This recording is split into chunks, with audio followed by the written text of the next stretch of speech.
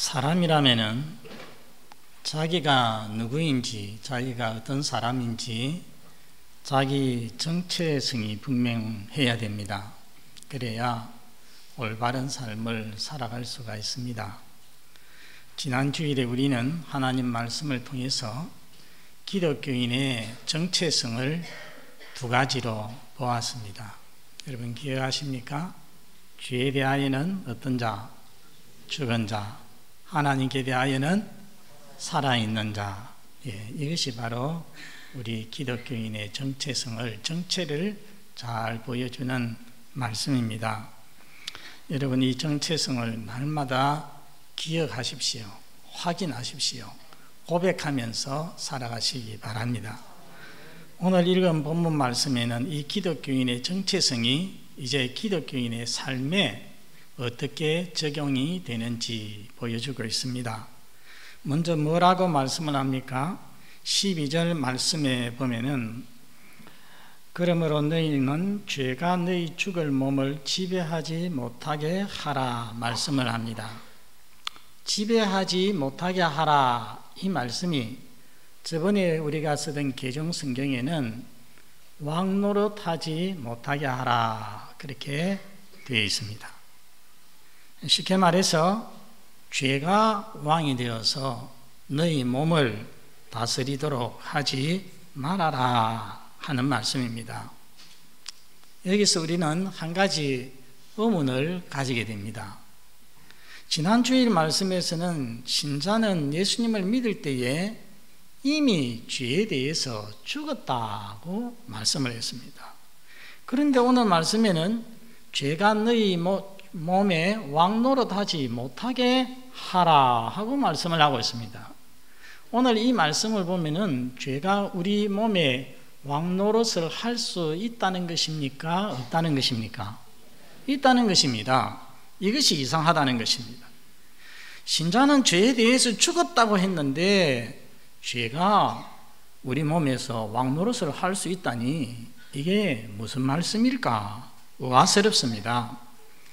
여러분 신자는 이미 예수 그리스도의 구속 사역을 통해서 원칙적으로 죄에서 죽었고 죄에서 해방된 자이지만 그러나 아직도 죽을 몸을 가지고 있고 몸의 사욕이라는 말은 악한 욕망이라는 뜻입니다. 악한 욕망을 아직도 가지고 있습니다. 그러므로 이 세상에 살아있는 동안에는 죄의 유혹이 계속 될 수 있고 죄가 우리 몸에 왕노릇할 가능성도 있는 것입니다. 여러분 신약의 종말론 구조의 특징을 잘 보여주는 신학 용어가 있습니다. 그게 어떤 말이냐면은 already not yet. already라는 말은 이미 not yet은 그러나 아직. 한번 따라해 보시겠습니까? 이미 그러나 아직. 붙여서 이미 그러나 아직. 자, 여러분 잘 들어보십시오. 천국이 이미 왔습니까? 안 왔습니까? 예, 예수님 오실 때 예수님이 뭐라고 했습니까? 회개하라, 천국이 왔다.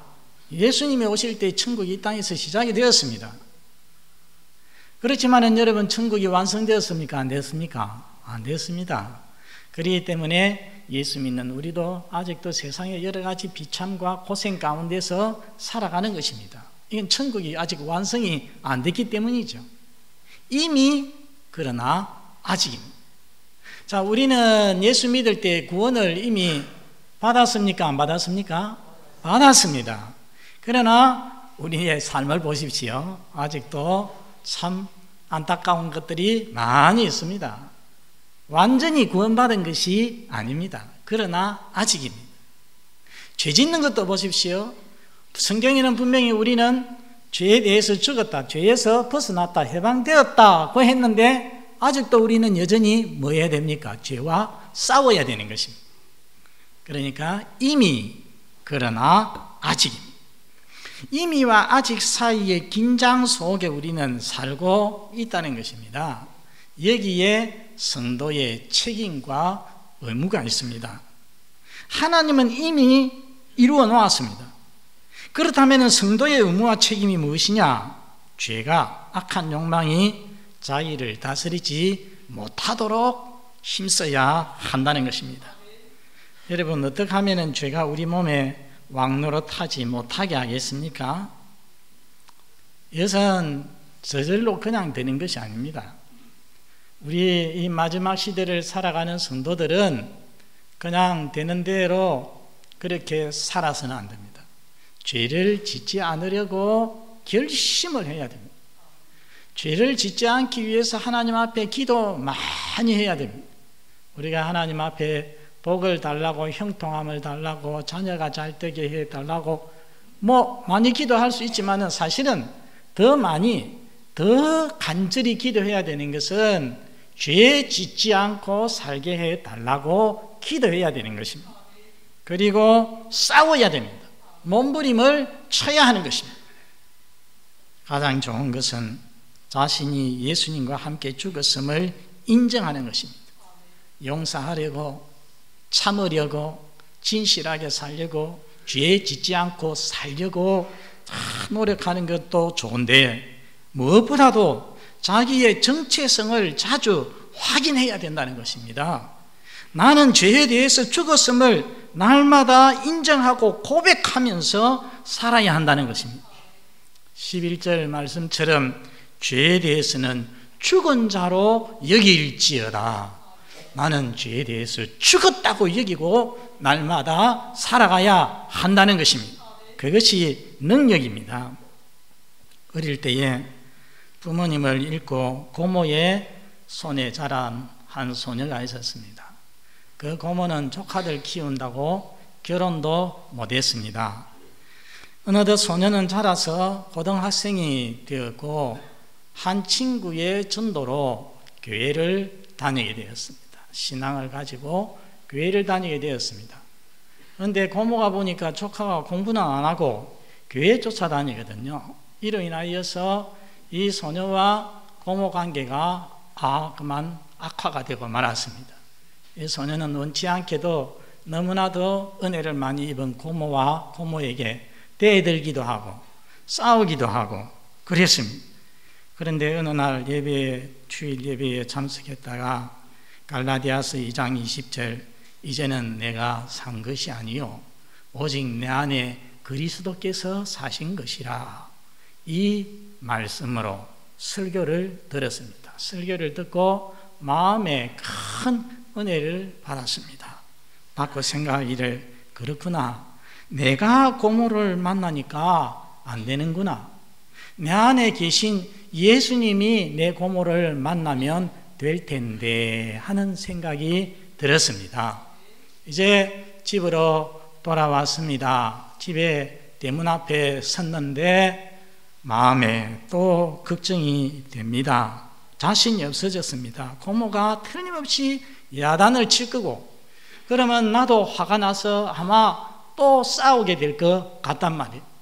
그래서 바로 들어가지 못하고 그 현관의 문고리를 잡고서 하나님 앞에 기도를 했습니다. 예수님, 제가 고모 만나면 또 싸울 것 같아요. 예수님이 고모를 만나주세요. 저는 죽었고 예수님이 제 안에 살아 계시지 않습니까?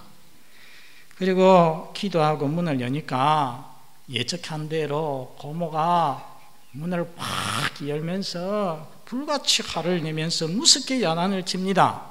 그런데 이상하게도 다른 날과는 달리 그렇게 야단을 치는 그 고모의 무서운 얼굴이 이 소녀의 눈에 들어오지 아니하고 얼굴에 주름이 지고 머리에는 흰머리가 나서 그동안에 많이 늙어버린 그 고모의 모습이 눈에 들어오는 겁니다.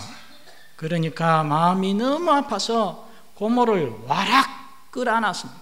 끌어안고 고모 왜 주름이 이렇게 늘어서 우리 때문에 이렇게 늙어서 하면서 고모를 안고서 펑펑 울었습니다. 그러자 고모의 가슴에 그동안 여러분 시집도 많고 하고 조카들을 위해서 자란 그 삶의 한이 얼마나 맺었겠습니까? 은혜가 얼마나 적겠습니까? 그 조카가 얼마 전까지도 지금 계속 싸우는 중인데 이 조카가 자기를 안고서 그렇게 우니까 그 울음에 그 눈물에 그 마음속에 있던 엉어리가 그냥 다 녹아서 내렸습니다.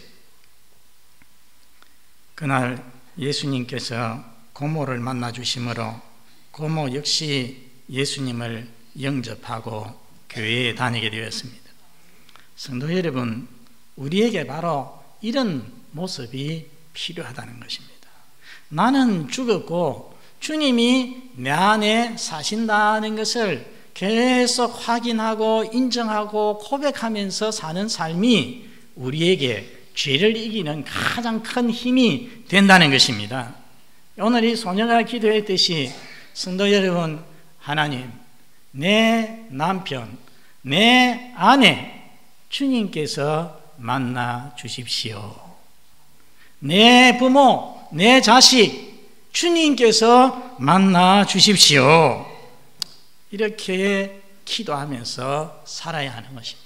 나는 죽었고 내 안에 주님께서 살아계시니 내 안에 살아계신 주님께서 내 이웃사람, 내 직장에 있는 사람, 우리 교회 성도 만나 주십시오. 기도하시는 여러분 되시기 바랍니다. 이렇게 죄악된 내 자아가 죽은 모습으로 산다면은 죄가 우리를 지배할 수가 없습니다. 왕노릇할 수 없습니다. 성도 여러분, 나는 죽고 그리스도 예수로 살아가시는 여러분이 다 되시기를 바랍니다. 다음 13절에 가면은 죄가 죽을 몸에 왕노릇하지 못하게 하라는 이 12절 말씀을 조금 더 구체적으로 말씀을 해주고 있습니다. 이 13절의 핵심을 간단히 요약하면 이렇습니다. 너희 지체를 죄에게 드리지 말고 하나님께 드리라는 말씀입니다. 한번 따라서 합시다. 너희 지체를 죄에게 드리지 말고 하나님께 드리라. 그러면서 나오는 특별한 단어가 있습니다. 여러분 13절에 보시면은 첫 줄과 마지막 줄에 나오는 공통되는 단어가 있습니다. 무엇입니까? 첫 줄과 끝 줄에 무기죠. 무기. 앞에는 불의의 무기가 나오고 뒤에는 의의 무기가 나왔습니다. 무기라고 하면은 우리가 생각할 수 있는 것이 군에서 사용하는 총, 칼, 무슨 대포, 또 전투기, 탱크 이런 게 무기 아니겠습니까?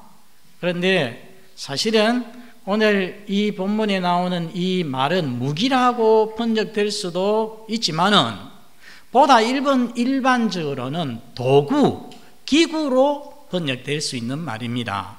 그래서 영어 성경들에 보면은 무기라고 안 해놓고 그냥 도구라고 해놨어요. 인스트루먼트라고 하는 영어 단어를 사용을 했습니다. 병원에 가면 여러 가지 의료기구가 있지 않습니까? 그것을 우리가 메디컬 인스트루먼트라고 합니다. 우리 교회에 우리가 찬양할 때에 피아노를 쓰고 오르간을 쓰고 첼로, 그 다음에 바이올린 여러 가지 사용을 합니다. 이런 것은 뭐라고 합니까? 뮤지컬 인스트루먼트. 뮤직이 음악이죠.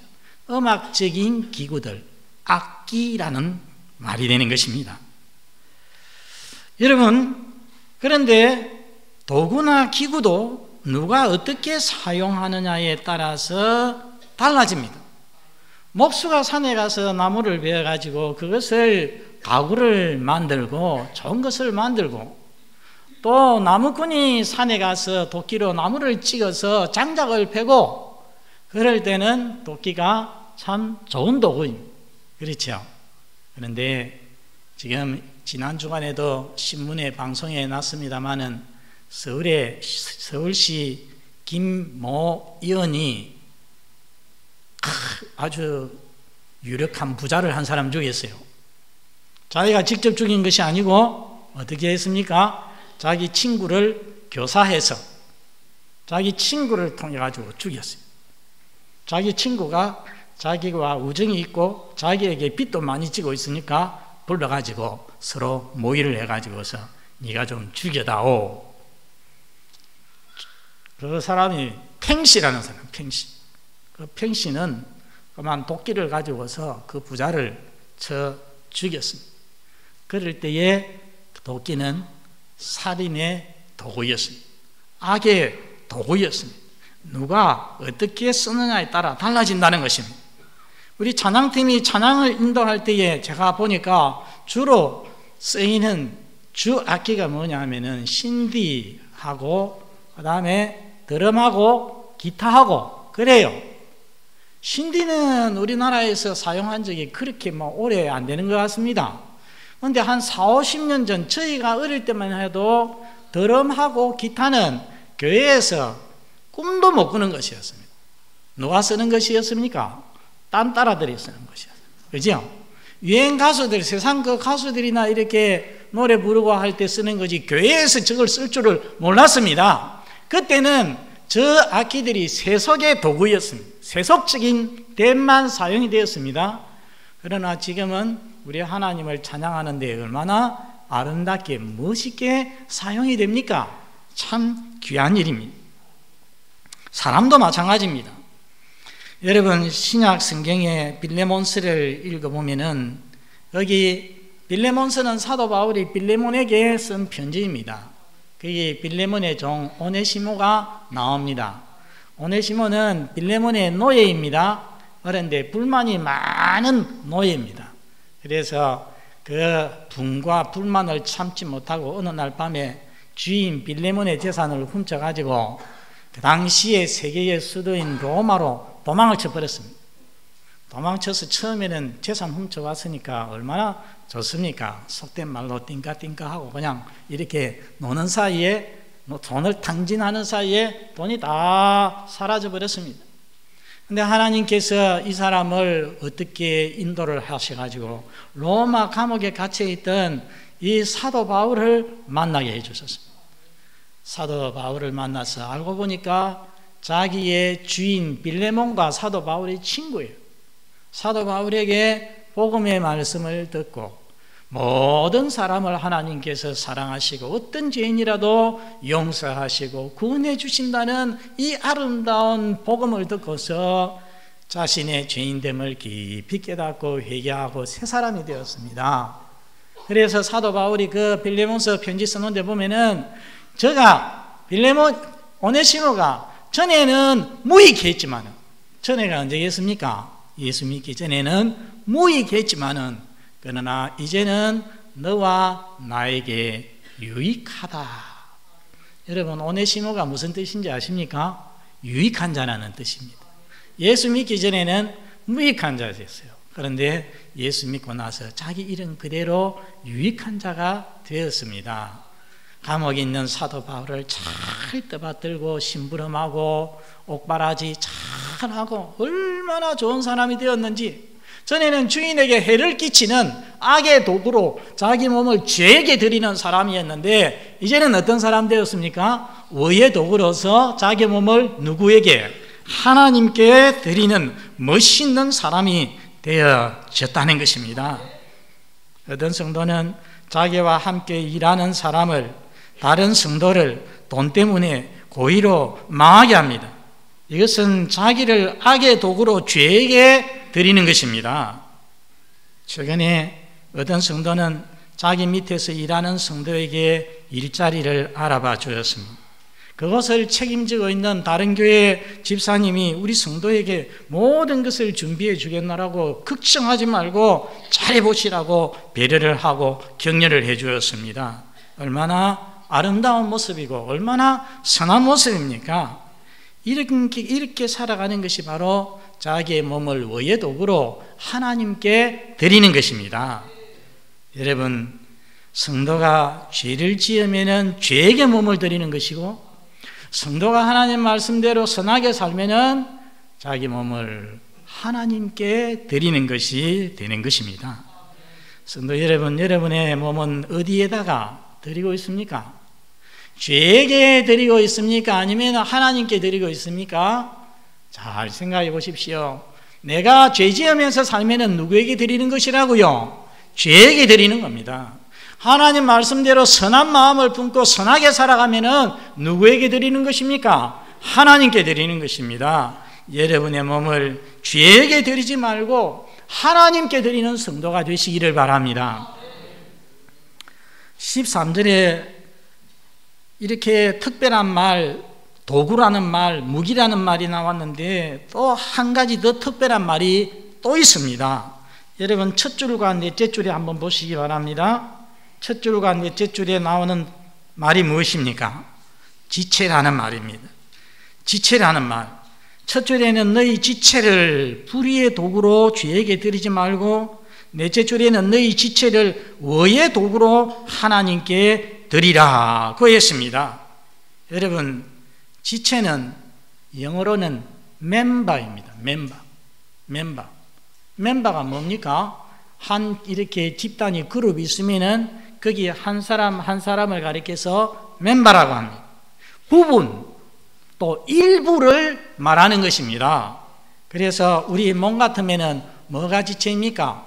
머리, 또 눈, 코, 입, 손, 발, 팔, 다리, 이 모든 것, 입, 이 모든 것이 우리의 지체입니다. 이 지체를 불의의 도구로 죄에게 드리지 말고 의의 도구로 하나님께 드리라는 것입니다. 여러분 코를 연기통으로 사용하는 사람들이 많습니다. 그렇죠? 어떤 사람들입니까? 담배 피우는 사람들.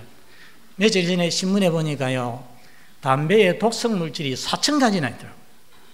술보다 훨씬 더 위험한 겁니다. 모든 병의 근원이 되는 겁니다. 4,000가지가 독성 물질이 있는 그것을 갖다가 뿜어대. 그것은 자기에게도 엄청나게 해롭거니와 그 옆에 있는 다른 사람에게도 엄청나게 해를 끼치는 거예요. 지체를 불의의 도구로 쓰는 것입니다.